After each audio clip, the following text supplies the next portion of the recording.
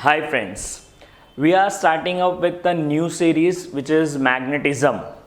तो आज हम लोग मैग्नेटिज्म के बारे में कुछ जानकारी लेंगे that is called definitions related to मैग्नेटिज्म्स.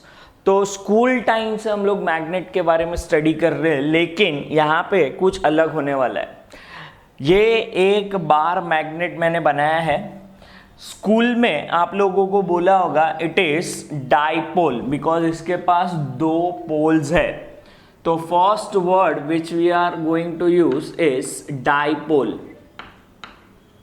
Y it is called dipole? Di means two poles. इसके पास दो पोल्स है, इसके लिए इसको डाइपोल बोलते हैं.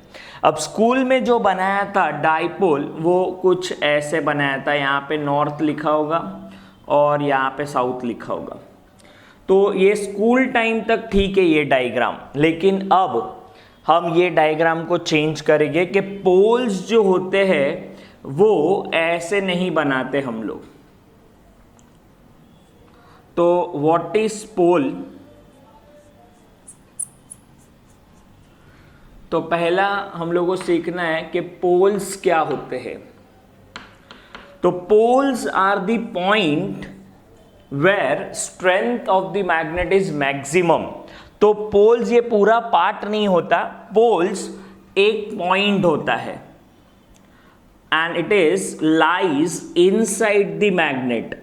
अब जैसे जैसे चैप्टर प्रोग्रेस करेगा मैं इसका रीजन भी बताऊंगा कि ये पॉइंट अंदर क्यों है, कितने अंदर है, क्या है. लेकिन फिलहाल हम मानेंगे कि पॉइंट्स अंदर है.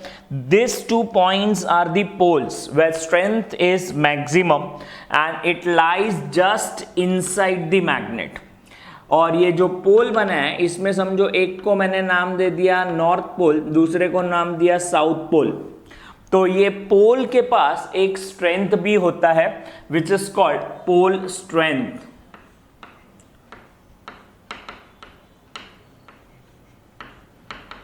Denoted by letter small m. कोई कोई बुक में कैपिटल M लिखते, कोई म्यू लिखते, अलग अलग नोटेशन है. Pole strength. अब ये पोल स्ट्रेंथ जो M लिखा हुआ है इसको हम लोग ने दो बार लिखा. यहाँ पे M इसका पोल स्ट्रेंथ और यहाँ पे M.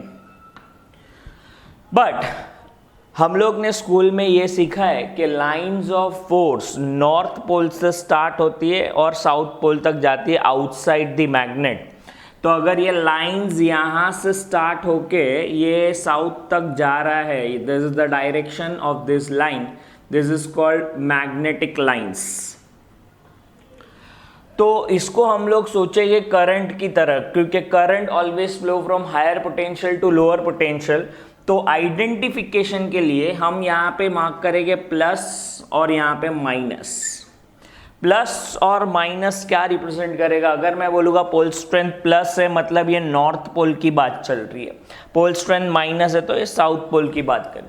मैग्नीट्यूड वाइज दोनों सेम है बट प्लस और एक minus.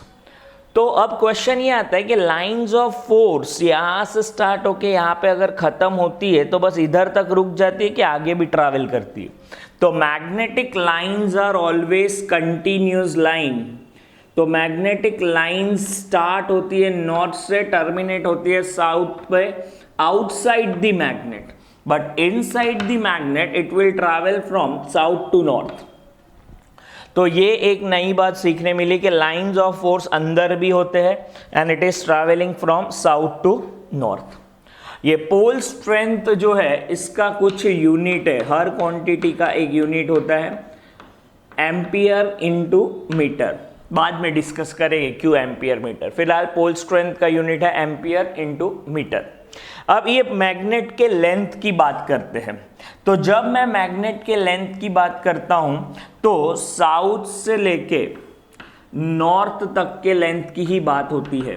This is called magnetic length. अब ये मैग्नेटिक लेंथ कैसे मेजर होता है और कहां तक? मैग्नेटिक लेंथ, मैग्नेटिक लेंथ जब मेजर करने की बात होती है तो ये सेंटर है जिसको मैंने नाम दे दिया लेट से O.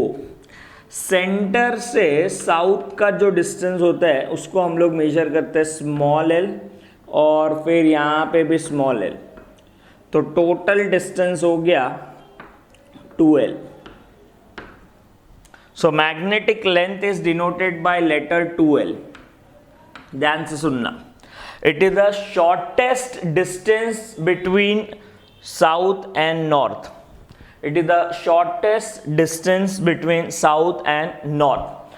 अगर ये shortest distance है मतलब it is a displacement, so it is a kind of vector.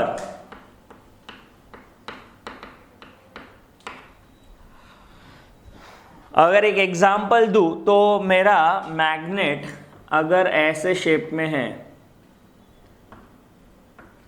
और ये साउथ और ये नॉर्थ, और मैंने बोला मैग्नेटिक लेंथ कौन सा लेंगे, तो ये ऊपर वाला नहीं होगा, यहाँ से यहाँ तक ये डायरेक्ट जो होगा ये आपका 2L बनेगा, शॉर्टेस्ट लेंथ. तो magnetic length is always the shortest length और shortest distance between north and south. तो इसके लिए मैंने इधर वेक्टर भी लिख दिया है इसको. ओके, तो सर अगर ये मैग्नेटिक लेंथ है तो जो मैं मैग्नेट खरीद के लाया ये कौन सा लेंथ है, तो ये लेंथ है, इसको नाम दिया हुआ है capital L, and capital L is called geometric length denoted by letter capital L. तो जब भी कोई भी न्यूमेरिकल आप सॉल्व करते हो और वहां पे लिखा होगा मैग्नेटिक लेंथ या length of a magnet is 2 centimetre, तो कौन सा लेंथ लेने का, ज्योमेट्री के मैग्नेटिक. तो जब तक क्वेश्चन में नहीं बोलेंगे कि that is the geometric length of a magnet is this, तब तक हर लेंथ मैग्नेटिक लेंथ ही है. हर बार आपको मैग्नेटिक लेंथ लेना है. तो मैग्नेटिक लेंथ और ज्योमेट्रिक लेंथ में एक रिलेशन है, लेंथ और ये ज्योमेट्रिक लेंथ और ये मैग्नेटिक लेंथ. कौन सा लेंथ बड़ा होता है, ज्योमेट्रिक के मैग्नेटिक. तो दिख रहा है ज्योमेट्रिक बड़ा है, मैग्नेटिक छोटा है. तो geometric length is 6/5 times magnetic length, और ये एक्सपेरिमेंटल वैल्यू है. क्यों सर, हम मेजर क्यों नहीं कर सकते. तो इसका स्पेशलिटी क्या है, ये पोल कितना अंदर है वो मैं देख के नहीं बता सकता. अगर मैंने आपको एक मैग्नेट दे दिया और मैंने बोला identify the pole of a magnet, तो you can not identify particular point as a pole of a magnet. और इसके लिए this poles are called fictitious or imaginary poles. These two poles are fictitious और imaginary, क्योंकि हम देख के identify नहीं कर पाएंगे. उसके लिए एक एक्सपेरिमेंट करना पड़ेगा, तब जाके पता चलेगा अच्छा पोल एग्जैक्टली यहाँ पे है. तो ये जो रिजल्ट है 6/5, दैट इज एक्सपेरिमेंटल रिजल्ट्स है. कैसे ढूंढते हैं वो बाद में सोचेंगे कि अंदर कैसे आया, तब पता चल जाएगा कि कैसे मेजर भी कर सकते हैं. तो ये ज्योमेट्रिक लेंथ, ये मैग्नेटिक लेंथ. अब एक और चीज,